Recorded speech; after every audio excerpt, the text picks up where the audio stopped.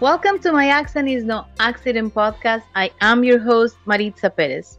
We are here today with an amazing individual, a friend, coach, a servant of humanity. His name is Brian Baird. Brian is a psychology of success business therapist, founder and creator of The Effective Way, doing business at the speed of heart. Brian serves through The Effective Way and other world-changing platforms as a leader guide, corporate and business coach, speaker, author, media host, social justice and environmental advocate, wellness advocate, and his favorite role, father. Brian, it's an honor to have you as a guest on my podcast. Well, thank you for letting me come and join you here. It is really an honor. We have met through networkings and coaching, and I really enjoy every time that I speak to you. And I know that you are a wonderful father, and you absolutely enjoy your role as a father. I think, one of the things was set out to be in the early part of my not having kids. And one of the reasons why I didn't want kids is because I wanted to break the cycle of the things that happened to me as a kid. And, I've far outgrown the need to keep that posture. And also, in what's one of the most powerful things about having a daughter is I grew up with my daughter. I finally grew up. Well, let's put that in quotes because I'm only 14 today, so. Yeah, I think that our children help us to shape that part that we didn't know. I also, that is funny. I didn't know that of you, but I also thought that I was not going to get married. I was not going to have children. And I am, my life totally changed with my daughter. I think that it's a moment and realization of pure love. Yeah. When we adopted, my then wife and I adopted a little girl from China, and we flew to China to complete the process of becoming a family. And when she was brought into the government offices where we were becoming connected as families, something happened inside because this guy didn't want to be a parent. He was just going to orbit. And then my second philosophy was to just make money and orbit as a parent, let my wife do all the kid stuff, And then when they brought her into the government offices where we were all getting connected, I beat my wife to grab my daughter and pull her into my arms and hold her. And she was crying and unhappy because here's a stranger, doesn't look like anything she's ever seen before, holding her and things like that. But while I had held onto her and brought her close, there was actually an auto pop in my left ear and a sense of inversion, like the universe turned inside out. And I think if I look back on it, the sensation I had is that I was no longer the center of the universe. And that's how I'd been, for good or bad, that's how I had lived my life prior to having her in my arms. Wow, that is beautiful. So you also mentioned that being a father changed you because you were also afraid to have children because you didn't want to live what you have lived. Yeah. Do you want to get us an insight of what? Sure. Well, I would just say my parents, when I was almost 9, so you could say that could be an issue. It really goes back further than that. My father was what I have in the past called a rageaholic. Like he I think he in some ways energetically thrived being in that state of rage, because it was so easy for him to go there. It was almost like some people, you probably met people who like drama. They can't live without drama, and they create drama if they don't have drama, that kind of thing.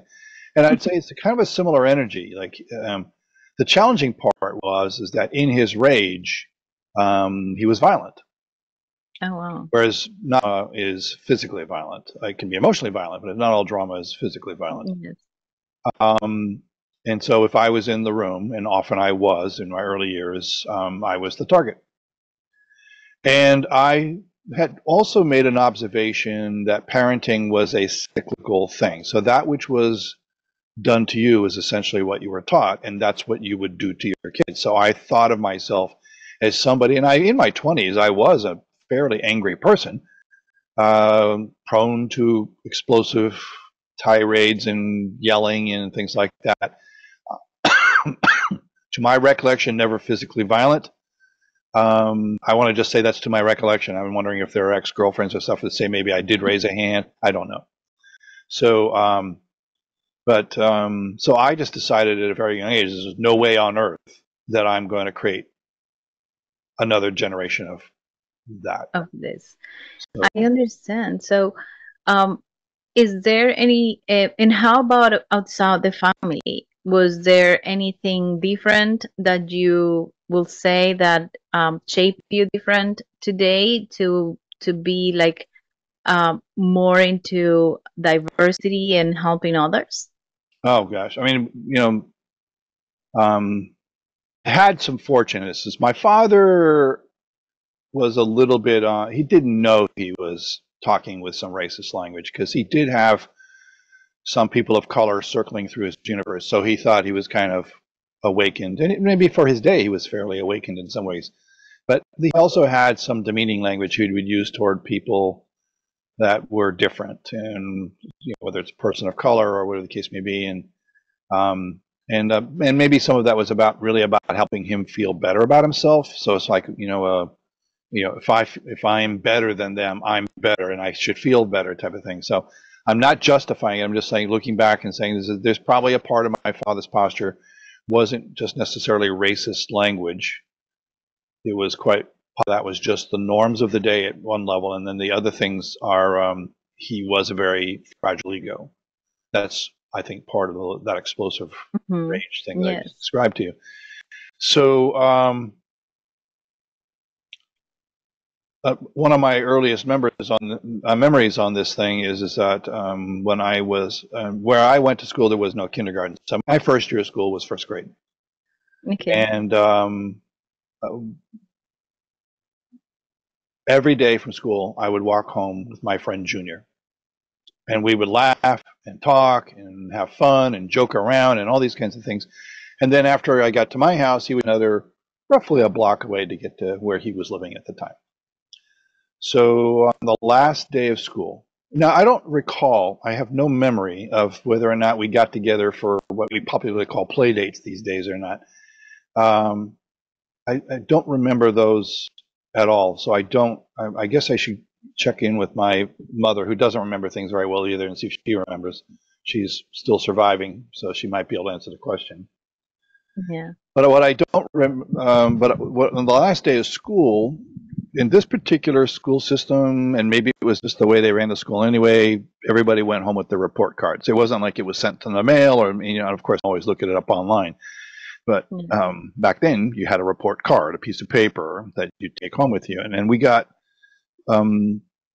accosted, for the lack of a better word, by some older school kids. They were second or third graders. I would argue they were third graders, but this almost wasn't really relevant to what I observed, because it's the witness to the next things that were taking place that stuck in my mind all these years. And they grabbed our report cards, and at first they said, "What'd you get? What kind of grades did you get? What'd you do?" Hey, and we had them in our hands, because it's back then, you didn't have backpacks or all that stuff. So they took our report cards, Junior's and mine, and they handed mine back to me. So, you passed. And then they looked at his and said, "You flunked, you dumb effing N-word." And so there were three words there I had never heard: flunked, the F word, and the N word. Never heard them Oh my before in my. goodness. If I had, I didn't register. Yes. And apparently Junior knew those words though, or at least some combination of them, because his eyes lit up like this, and they actually threw his report card on the ground. So his eyes lit up really big. Tears were in his eyes. He grabbed his report and he booked for home. And I couldn't catch up to him. He was fast. You didn't know what happened. You didn't I understand didn't back then. understand. I didn't understand. So I told my mother what I could from the incident. And then she and I, a couple of days later, went to Junior's house, talked to his mom, said hi. We were moving. So that's the last time I saw Junior. But Junior wouldn't talk to me. He wouldn't Aw. engage me. And that hurt, obviously, as a kid when you were just for the better part of the school year, you're like best buds and talk about each other and hang out with each other and all those things, like in terms of school, walking home from school, hanging out. And that stayed with years. The pain in somebody else's eyes. It's probably one of the few times, because I had a lot of protective shields up because I'm dealing with my father. Probably one of the few times when I had a standout moment of I don't know if the word is empathy or compassion or but I could see it in somebody else, something, Yeah. and it still affected me. So and I have to say I was very protective of my energy Yeah. for a lot of reasons. So that's how dramatic that story is for me, and it's carried with me all these years underneath the hood. I hadn't remembered it at all.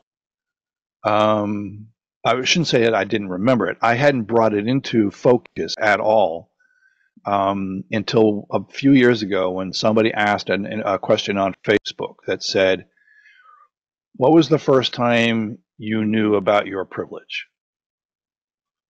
Yes. And I have a lot of things we could talk about in terms of privilege, and we're going to talk about accent and accident as Yeah. well, and all those other things that take place. But and I should say the story of me and Junior is what came into view very, very quickly, because it was the first time where I knew the world had different operating Yes. systems for different people.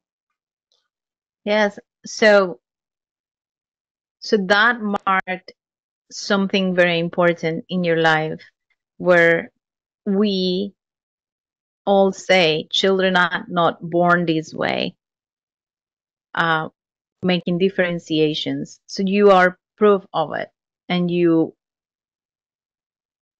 consciously know it. So, and I started the podcast like this instead of my first question that I always ask because I think it was important and for people to have like a background of my next question. So Okay. Brian, Am I bracing myself now? yes. So Brian, tell us today, what is your accent and why is that an accident? Well, based on the story I just shared, you probably can see why it won't be an accident. Well, maybe it is an accident of sorts, but and let's also talk about the fact that although I have had that experience in the very early years of my life to kind of set a stage for having understanding of fair and unfair, where is justice and where is equity? There was nothing equitable or fair about how Junior got treated there, and then and then there was this kind of like presumption in that conversation, aggression, whatever you would like to call it, that was done by those older kids, is that it was inevitable that he was going to be a dumb effing, and that he was going to flunk. Like it was almost like, foregone conclusion. See, you're just like all the rest of them. Yeah. And that was something that my mother spent some time talking to me about. My mother is not perfect, but the thing is that my grandmother and my mother grew up a little differently than other male members of my family, because I think when you're a male, you're a provider. There's a good old boys club, especially going back 50, 60 years ago Mm-hmm. and before is that women were also marginalized. So they didn't get Yes. it. They had more of a chance to experience what it was like to not be given the same honor and dignity and respect that was presumed almost automatically for white males. And I, some of it conscious and some of it unconscious, was very well aware that I was born into advantage. And it's not that I exploited it. I just didn't do anything to. Well, maybe that's an exploitation in some ways, but I didn't do anything to correct the people around me who were taking on these postures that, in some ways, based on my experience with Junior, were direct conflicts with what I thought of as valued human experience. Yes. And so I think my accent is, especially it's highlighted by the current work that I do, where anybody who hears this may think it's a lofty goal, and it's very achievable. Is that in the rest of my life, through the course of my work, my conversations like this one, my shows, my coaching, and a host of other things that I'm doing, that I am going to positively touch the lives of 1 billion people before I leave. So in some ways, that's my accent. But Yes. inside of that is social justice, environmental justice, wellness support, mental, physical, and spiritual wellness, not just vitamins, whatever the case may be. Yes. So when you look at what is my accent is in search to the betterment of humanity. Broad strokes. There are lots of little accents inside of that. But inside of that was this sort of determination to not exploit my advantage for the purposes of my own goals, but to if I am going to exploit it for the enrichment of all of humanity. So, and I do believe that, and because I see it all the time. Anyway, I walk into a room. I could walk into a room of, let's just use the word skinheads. There are a lot of other political aspects of going. But I could walk into a room, other than the fact that I don't have my head shaved, I would probably get instant available access to conversation that would not be afforded to me if I walked in there with a beard, dark skin, and maybe I'm from Punjab and I'm wearing a turban. So well, excuse me with the cough here. I'm gonna get some water while we're talking. Yes. So I believe that I can change the world. And I'm rephrase that. I can be part of the change of the world for betterment, so that we all have equity, which just means fairness. There are definitely things that are unfair in life. I'm not talking about 100% fairness every day, all day for all things we do. Something's going to happen that just isn't fair, like somebody beats you out of a parking spot, or somebody yells at you for something you didn't do. That's not fair, but that's not where I'm going with this. What I mean by fairness is that we create opportunity for equal access. We have opportunity for equal discussion. That we spend time learning about somebody else's journey is going, not just our own. When we focus exclusively on ourselves, we tend to push equity to the side because we're making it about us. Yes. And I think one of the most important things we can do as human beings, and I think we're hardwired to be this way, so we don't do it at our peril. I think it makes us sick when we live selfishly. And I don't mean you don't have some degree of selfishness. We all have survival tools built into our systems. But what I mean by selfishness is that we aren't strictly creating benefits for ourselves by exploiting other people's lives. We're not looking at other, basically. Right. In fact, I argue that otherism is an illness, and that eventually otherism will actually harm that individual. Okay, explain that. Well, I think emotionally, and as a hypnotherapist, right? That's part of my work is using hypnotherapy as a leadership Yes. tool. So, one of the things that's inside the human condition is that if we do not get a chance to find out how we can create a holistically healthier whole version of who we are, and we are given so many things that are non-positive in our journeys, whether it's my relationship with my father back then, which to me is now part of my quote superpowers. There were a number of years there when I traveled, I just didn't even want to think about my father. And now I have a very open and honest dialogue with myself about how important he was in helping me become who I am today. Because even though I was a wounded person for so many years, I am able to look at the situation with my father with a great deal of gratitude for the fact that I wouldn't be having this conversation now if he hadn't been part of my journey the way he was. So, and I think I'm losing my train of thought for a second. Let's back up. So other. So in terms of otherism, right? Yes. So I'm not immune to do some otherism myself, though. Because when I see something like, for example, I used the word skinheads before, I have a certain degree of antipathy at the best for people who will walk around preaching hatred. Okay. Yes. And I won't say that I hate them. That's why I use the word antipathy. Yet there's a form of otherism in me when I say they, those, them are part of the problem or the challenges with our society. And they're on the other side of the fence going, they, them, those are part of the problem and the challenges with our society. Now, who's right?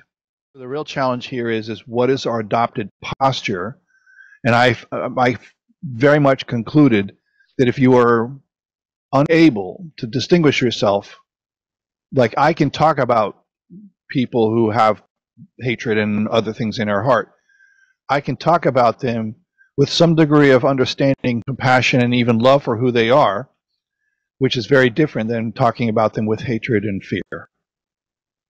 As soon as we are in that place of hatred and fear, then we have now created an otherism we can't recover from.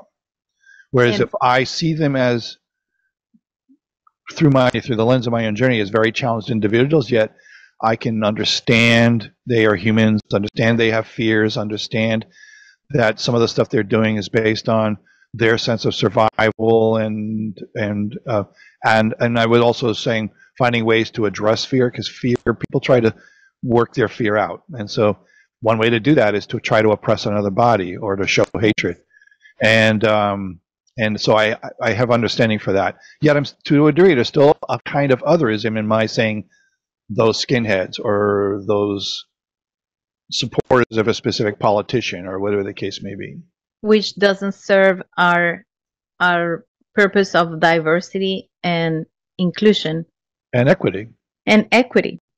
So many people think that diversity, equity, and inclusion is about welcoming everybody and letting them do whatever they want, and it's not that. I think that being diverse is being able to understand that there are differences and you might or might not agree with those who are different, but you understand and you're aware of it and you don't hate them for their differences. Although if I get reactionary at the moment, grab a feeling that approximates hatred. You know, like I have to, there's a difference between reaction and response. And so when we are reactive, we could come up with fear and hate as part of our sensations for somebody showing up a specific way. So we will say that one of the ways that we can help humanity to become more inclusive and togetherness and who have that togetherness that we're supposed to have will be knowing when to react and how to respond. Is that what you're saying? I'm saying we should probably develop. Didn't you tell me in one of our conversations that you had done some martial arts exposure? I did some kickboxing. Kickboxing. So one of the things I one of the things about martial arts that's really a sort of a powerful metaphor for how we can actually conduct an improved life is that when you were doing kickboxing, you probably had to do some sort of drills to get you better at kickboxing and make sure that if you were, say, sparring or any other or competition, that somebody couldn't get you to react, so they get to manipulate you. You don't kick them. Yes. So we would do these things called flinch drills. That's one thing. So we'd go, and then they would, they were supposed to like find out whether it was your hand, your leg, or two hands, and respond accordingly. And there was a big difference between reacting and responding. Because if I'm able to respond, I probably am most of the time getting it right. But if I'm reacting, somebody else is calling the shots of how I'm using my energy. Okay. Yes. It doesn't mean I'm not responsible for my reaction. That's not what I'm trying to say. So if we react and we hurt somebody, we still have responsibility. Responsibility. Yes. The point I'm making here is that the reason why you do drills and you train in martial arts is because you start to shed reactionary behavior to, in this case, martial arts movements that might be perceived or training you to understand how threats can be managed. Yes. To responding to something, and then the more you train, the faster your response. So you're closing the gap between the stimulus of perceived threat and your response so that it's as fast as react, yet more accurate, more true. Yes. Exactly. One of the things that they teach you is we're not teaching you this so that you can go and kick back to anybody. Right. You have to be responsible, like you said. You have to be responsible, and this is not to hurt others, but to use it as a workout. And if there is any threat, they don't say to defend yourself. They say if there is any threat, you need to recognize whether you have to use it or not. And it never ends on somebody else. It always just tells you to get out of the situation without hurting others. Right. So I think this is a great metaphor of being let's say we are in a riot and we are fighting for human rights. But what if in that riot gets out of hand and people start let's use the word protest versus riot. I think riot is already devolved. It's already devolved into something reactionary and has already then stepped out of a place of credibility of what I would call moral ground. Let's use it. Yes. So I'm there protesting. We're part of a group of people speaking out against an injustice or some other challenge, right? Yes. And then somehow or other windows get broken and all that, other things, or maybe people are getting injured, including including law enforcement and all that. So, and that goes back to where different other conversations about responsibility that I don't think we need to fuss with at this time. But there is a kind of an issue of when I'm that's a response. Yes, and it can be peaceful. Should be. It should be peaceful, but if a small group of people take it to a riot, it's a time to get out. Right. Well, one of the things in martial arts is that you're trained about situational awareness. Well, you should be at least trained about situational awareness. Yes. Because the first premise is don't get into a fight. Be aware of what it takes to just move away from it. Like, it's not a stand your ground philosophy in martial arts if it's done in a healthy way. It's see something's going to move along. The best thing I can do right now is to get out of the situation. The only reason for fighting is if you cannot get out of the situation, and this is how you find your path to getting out of the situation. Yes. But again, it goes back to that stimulus response thing. Let's just say now I have no choice. The only way out of this thing is to actually defend. And my defense may be very on the offensive side. That may be the appropriate thing. Maybe Yes. my show of force has got to be greater than their show of force in order for this to be, allow this to be as brief and get me out of this as fast as possible. And all of it in one piece. I do have a fundamental right to not be harmed. So, so anyway, I think all these things apply even in social political discussions, and that Yes. I can speak out against something. I don't deserve a death threat just because I don't agree with you. And that's some of the stuff that goes on these days. Yes. And most of those people who issue those death threats are cowards. I'll say 100% of them are cowards. Yes. Because they're all doing it from the shield of their desk in anonymity or fairly anonymous aspects of their journey. And if they were face to face, I doubt seriously they would be saying the things they're saying. And that's a great deal about people who live in drama and fear and all these other things. And my mission is to get as many of those people out of that state as possible. Doesn't mean I'm everybody's savable either. Yes. Exactly. And that is very important. One of the things is like back in the 50s and 40s and 30s, 30s to 50s, it used to be you're not in my political party, you are a threat, boom. So the idea of humanity is to progress, not to go back to where before. There is a reason why we progress and evolve. And people are humans, and humanity has differences, and we are all black and white. So meaning we are in one side or the other, but that is the way humanity is supposed to work, because we all are not supposed to be exactly the same shape, but there has to be a fairness and an equity.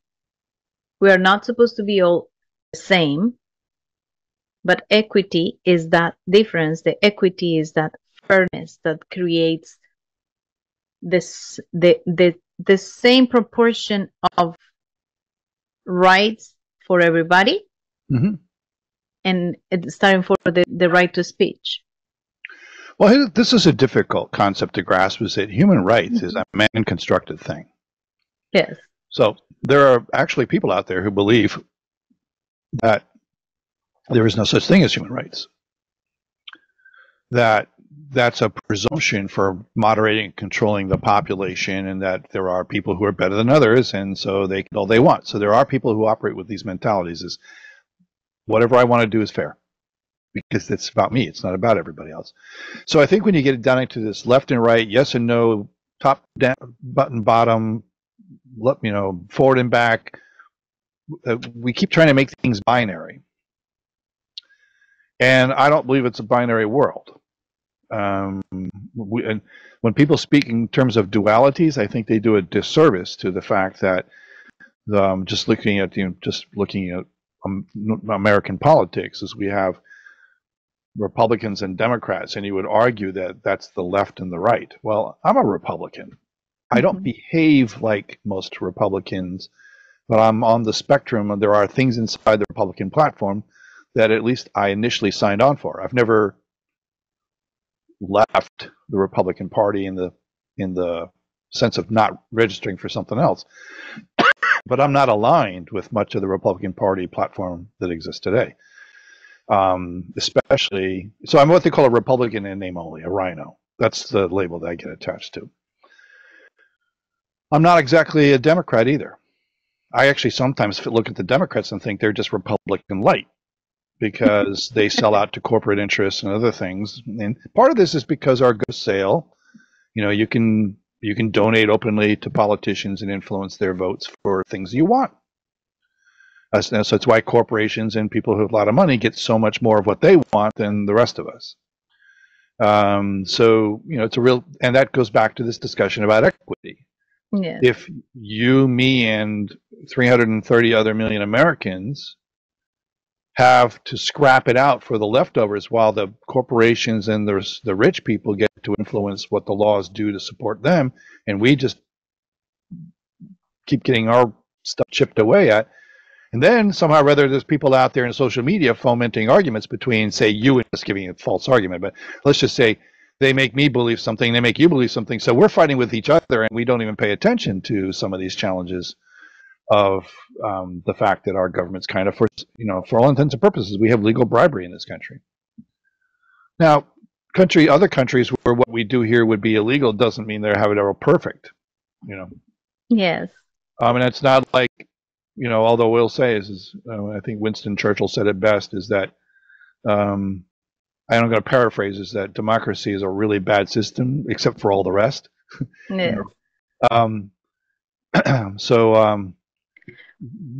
In reality, we're not operating as a democracy, or for that matter, even a republic, because of the fact that there isn't a sense of fairness in much of the dialogue that's going on. And that's why equity seems like to be this most important functional word for me in these conversations, because if we can't agree on what equity means, then we can't invite diversity to the discussion, and we can't foster inclusion as part of the discussion, because we can't even agree on what fairness looks like. And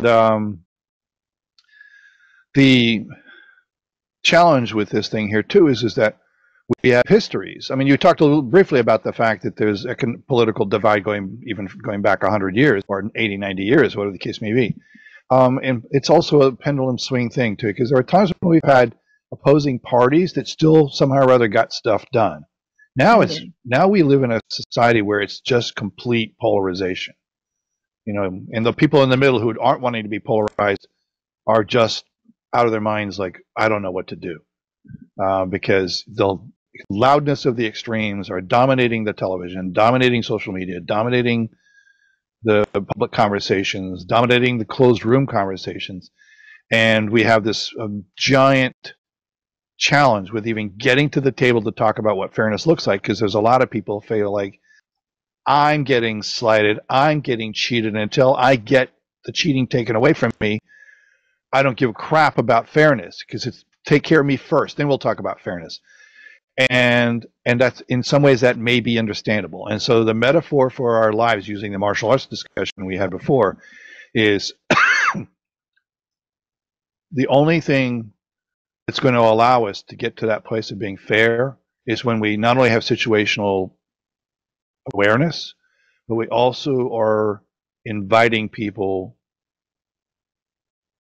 to share their perspectives on their situation and their awareness.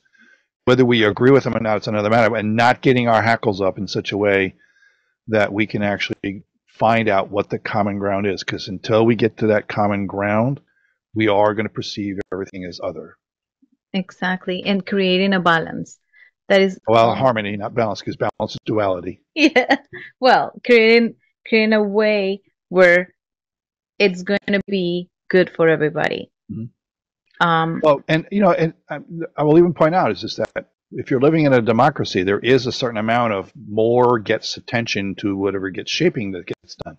That's not completely fair either. But it's not about 100% fairness. It could be a case where somebody is the minority and they kind of, but we don't even negotiate now. We don't even, as soon as we have a majority of influence in something, we shun the minority in politics and all these other factors. So, so I would argue, if the word argument is even appropriate, is that to get to discuss fairness, we all have to figure out where our common ground is. Because if I don't perceive you as having the same thing, some common ground with me, I'm just going to completely share the narrative I just shared, which is fix me first, and we'll talk about fixing you. Exactly. That's not an equity discussion. That is not an equity discussion. And it's not about who goes first. It's not about the I, it's about the we. And there are people who get upset about that too. Yes. As soon as you say we, they go, we're not collectives, we're rugged individuals. And and it's, again, other perspectives, and it's just yes. It's a challenge. So it is very challenging, but it is doable. And it's not about being socialist, communist, or Republicans or Democrats. It's about the country. It's about the humanity, and it's about progressing together. Right. So one of the things is when I came to the country, I remember I was welcomed, and many people help us, and they were not Hispanic. They were Americans. I came to Alabama, and they were, I don't want to use the word, but they were not dark skin color. They I were. mean, let's just say this: that they were representative of the They culture were. and times that you moved into Yeah. a community that was where you were different. Yes, I was different. And they celebrated my differences, and they were okay, and they helped us, and they were there for us all the time. And I always say I miss that. That has been going away little by little, and it's very difficult. And I still have my friends. The majority of my friends, by the way, are American, because I wanted to merge in the culture and to learn how to live here. I'm moving in here. When in Rome, you do as Rome, right? Mhm. So I wanted to merge in the culture and be, I wanted to know what was American. Nowadays, I say I'm very Americanized. When I went back to my country, I'm like, oh my goodness, I'm so American now. Right. But the thing is, I miss that. And I want to touch the hearts of everybody and go back to that 25 years ago. And 25 years ago, it was working. What is happening now? And Well, I think you might have happened into some luck too, yeah, because gotten this polarization that you're experiencing now has been evolving. I mean, to agree, there's always been some. yes, But it's been evolving, or maybe I'll use the word devolving into more polarized society with more entrenched fears. And social media may have a role in what's been happening here, because it's so easy to feed somebody something that to assuage their fears, you blame somebody else, and then you can create a dialogue on that people can buy into. And once they've attached themselves to that, then it becomes part of their identity. And when you think about many of the things we're really talking about, is what is somebody's identity? mm-hmm. Is my identity allowing me to be fair, or is it my identity saying it's only fair if it helps me? And we talked about fear and love as part of the calculus of these things. And so embedded in my identity is a refusal to let fear dominate the show.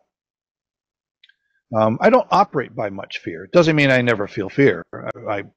If there's a threat, I'm capable of being afraid. Yeah, Whether I fight, run, or do something else, I don't know. But depends on circumstances and story. But the fact is that so much of our society is people trying to diminish their fear by grabbing onto things that make them feel better. It's a kind of a medication, and so we have these extremes in political dialogue and extremes in other social dialogues that are taking place that are manufacturing otherism and blame for the other as the reason why you're feeling these ways. And now you should feel better because you understand why you feel this way. But in order to make that even better, we need to activate you to keep on going through to make the army of people like you bigger. And one could argue that there are deliberate forces out there making this happen. It's possible that there are people who are very good puppet masters in terms of social engineering, and they can be doing all kinds of stuff. I've not met them. I've maybe seen shadows of that possibility. But more important is that we as human beings, once we've decided what our identity is, it's very hard to shapeshift that. yes, Once I identify as besieged by, you've probably heard the expression, the white theory that's out there. So I don't know if you've heard of it or not, but there's No, I this haven't. idea that white people are being replaced. Oh, And, yes, yes, I've yeah. heard it. Okay. Yes. So can't argue that our social constructs are changing, that there are more people of color, and I can't argue that. But it's just that why am I not afraid? Why am I not afraid Mm-hmm. that there are more people of color getting more opportunities and more things like that? Why? Because I think that's equity. I'm not saying that all of color should call the shots and create a second-class citizenship out of white people. I wouldn't be surprised if something like that could happen based on the fact that all the aggressions over the years might create a pendulum effect, so to speak, on this thing. Yeah. But it's just that when we're talking about equity, it's not about replacement. It's about understanding that we have proportional. If half the society was black people, for example, then we should have half the black people in politics be black, half the people in car sales be black. Very not like a equal opportunity type discussion, but just like if we were really being an equitable society and being a fair society, you would see people showing up in all these roles proportionately instead of finding, like, still in the airline, it's changed over the years, but still in the airline industry, almost everybody is a flight attendant is woman. Yes. Everybody, the vast majority of people in politics are men. Yes. The vast number of people who are heads of corporations are men. The numbers are changing. The CEOs, the CEOs, the majority of the CEOs are men, and the CEOs that are women do not make as much money as the men. Well, and that maybe not always. And there's some data to dispute that possibility, that this earning power discussion has been changing over the years, but it can be a little bit, largely true a little bit. It's not quite the way it was before, but there are probably still glaring cases of it. Don't get me wrong. I'm not trying to diminish the discussion. I'm saying it's not where I would spend all my focus is on pay equity. And if I ran a company, some of the pay equity decisions, let's just say I was the head of a company. Technically I am, but if I was the head of a corporation, 10,000 employee company, and I had an opportunity for somebody to be my chief information officer, and I had an equally qualified male and equally qualified female, and I told the female, you can get $285,000 a year, and I told the male you could have $350,000. That kind of thing could happen only because I feel like I can get away with that person accepting the offer at $285,000. Yes. And that maybe is another area of social construct, because we haven't necessarily done a great job of creating equitable posture compared to men. Men have always had this warrior. We tend to train men to be warriors and fighters for their things and showing up a certain way. Doesn't mean also that maybe I did make a lower offer because she was a woman. It could be true. But I think by and large, it's kind of like you make the offer you think you can keep the most money on the table with and still get the job done. So some of the things you would talk about where pay equity, those gaps have been closing and doing it, not perfect, but they've been closing. But I still think there's some old social constructs that can play a role, including the person accepting the offer, not just the person giving the offer. No, exactly. And then there's a few little examples of differences and diversity. But the whole truth is that we all have an accent, meaning we are all different. And we are because we're supposed to. Otherwise, I don't know how the world will drive, because we need somebody that picks up the trash, and we need somebody that drives that 10,000 employees company, and somebody that is the president.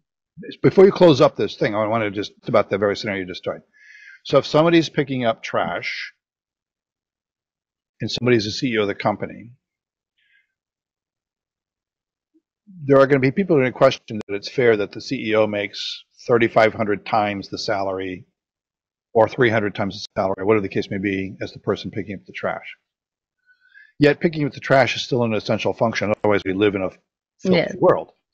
So what is fair? Do we pay the trash collector the same salary as the CEO? We've already demonstrated in society that that kind of discussion doesn't work. That's communism. Yeah, that is common sense. But I believe that is more of having a star pay that allows anyone who is in a starting role have an opportunity to live well. I agree. A living wage or whatever other kind of discussion you would like to have. And so the thing that's interesting in this discussion here is that I believe that we should not punish people for working. That's what's really happening is if somebody is picking up trash, they're almost being at that stage in their life. Now, in some municipalities and stuff like that, because of possible unions or other things, some of these people who are trash collectors that come to your house and pick up trash could be being paid very well. Yeah, it's possible. So they have a living wage and whatever. And also, I think understanding the value of their role gives them purpose and other things as well. So because we don't want to live in a filthy world. So you're important to us. When I think we should give people a sense of not just a living wage, but a sense of equity of value. And equity of benefits. Mm-hmm. So if the CEO of the trash company is going to make 30 times more than the person that collects the trash, they're in the same company, they should have the same benefits. Right. And may I also suggest equity and dignity. And dignity, yes. Not to diminish somebody because they may have chosen. I don't want to have to manage people. I don't want to. It's easier for me in my life with my energy to manage trash. So I'm going to be the trash manager. So give me a living wage. Let me understand that I'm doing something that's still essential. And then treat me with dignity. And another thing is, one of the things is my father always taught me, and then I'm going to switch a little bit the conversation to us as parents. What is our role? So my father always taught me, you're gonna greet the cleaning lady the same way you greet the CEO of a company. I totally agree with that, by the way. And I have done that. I was criticized in a couple of corporations because I will sit next to at lunch at the cafeteria, I will sit next to the person that was cleaning my toilets, and I will have a conversation. So I have an advantage as well because I am bilingual. So I will sit with them. And it's because you're bilingual, so they, fair or not, often people who are working in these roles that are considered menial by many often are people who come from other countries who speak other languages. So I sit with them and speak in their language. And I have lunch with them and we laugh and everything. And they are like, there is she, the one that sits with them. Why don't you sit with us? And always my answer as a joke was, because I would sit with you 40 hours a week. But the truth was because I don't see them differently, and they were nice, and I wanted to know where they came from and what they do, and have a different conversation. I wanted my lunch to be a disconnection from work, and provided that. It was as simple as that. And plus, the lady and her husband were very, very, very nice in that idea. They were super nice, super funny. actually they invited us to one, to me and my husband at that time. They invited us to a little house they have north of here where I live, and it was very nice. It was like a little ranch they had, and I don't see that as an issue. Many people do, but if we all were more like this, and I'm not saying I'm not glorifying myself, but if we were able to see things and humans as equal human beings, persons, I think things will be different. I'll tell you, even to add one thing to that.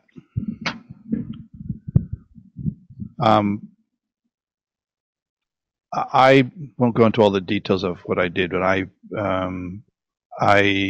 found a pathway to interview over almost 3,500 people, and I talked to people from all walks of life, people who were like warehouse workers, home health aides, all the way up to people who owned and operated companies of significant size.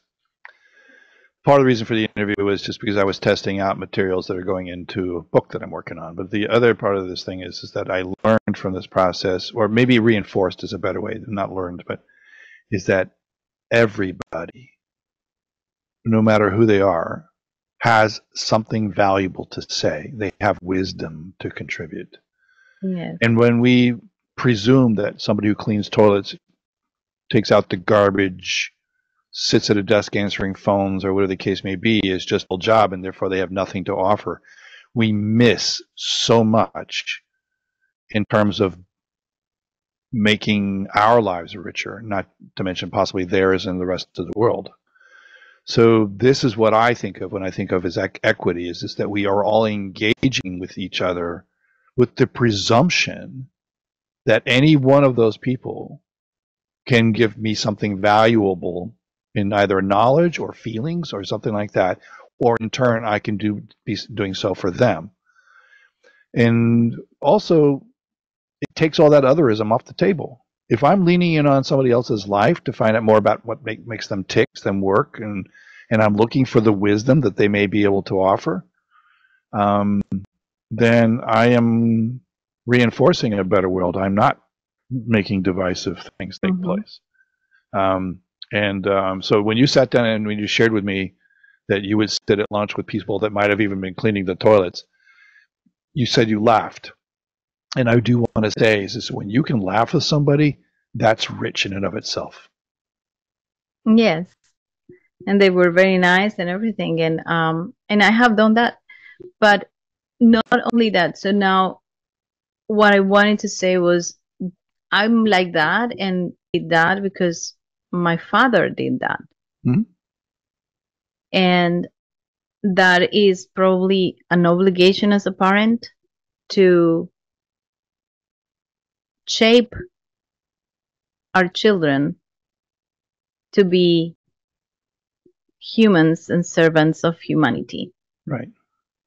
Well, my ex-wife will tell you I could talk to an elevator wall because I would talk to everybody and everybody. To my daughter's chagrin, so you talk about teaching the next generation, yes. I think I embarrassed her more than I taught her anything, but or maybe she soaked it up and someday she'll do it too. I do know my daughter is very equitable, though.